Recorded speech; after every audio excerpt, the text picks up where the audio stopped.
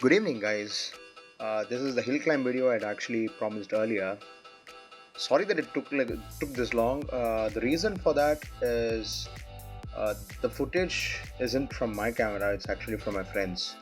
And his camera, unfortunately, since my camera had died, I had to actually get the footage from him, and he had no issues with giving it to me.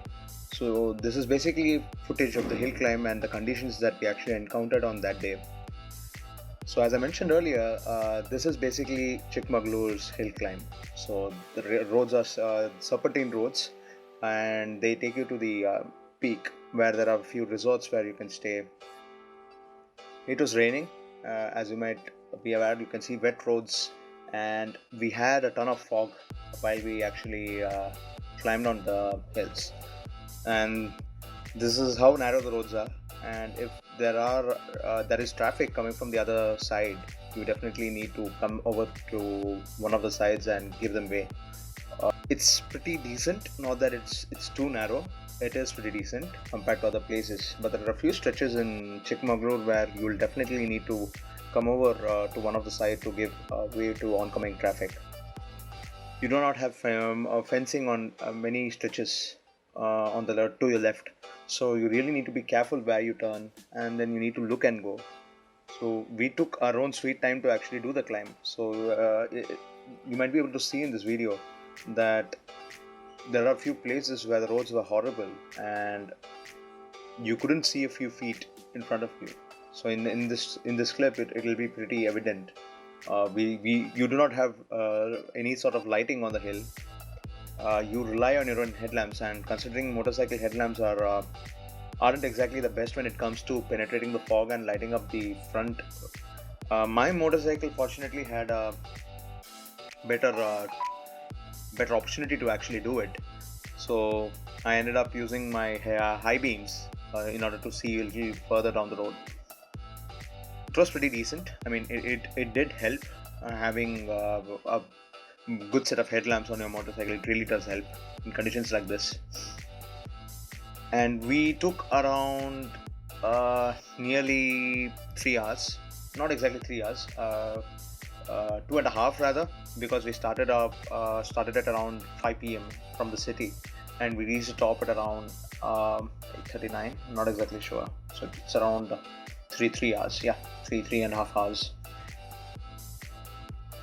People, if you're looking to travel in this weather, which is basically during the rainy season, do be careful.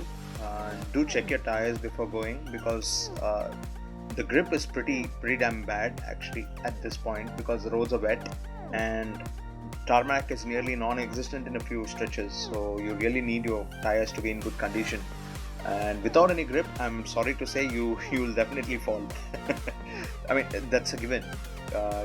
I've seen a lot of motorcycles in my city, and the tires are bald, like racing slicks, and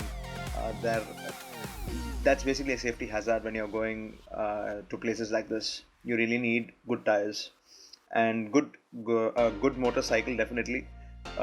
We did have an issue with fuel quality at a lot of places.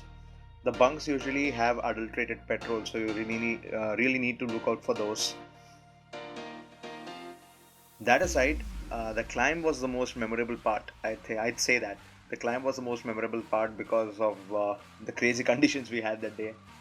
Tons of fog, low visibility, and we really had to turn our blinkers on to let us know about let the traffic know that we are coming through, because headlamps don't exactly penetrate a lot more. Doesn't exactly penetrate a lot more than cars do. For example, you can see oncoming cars here. Their lighting is pretty good, but the motorcycles, not that much. In this video, you can actually see me. I'm going in front on the right hand side. My friend is asking us to go forward so that he can tail us, and we can then move on. You can see me trudging along at around 40 kilometers an hour, I think. Speeds were pretty low. We decided to keep it that way for safety reasons. Not that speeding on this road would yield any good results anyway, considering the conditions were pretty bad. So we did maintain low speeds. We made sure each of us stopped for a while to take rest, rest your eyes, because driving in the night is pretty stressful. So the other part of this video, which is basically stuff that we did on the next day, will be uploaded soon again. No timelines, unfortunately, because I'm a little busy now, and I'll definitely do that. Keep watching. Thank you. See ya.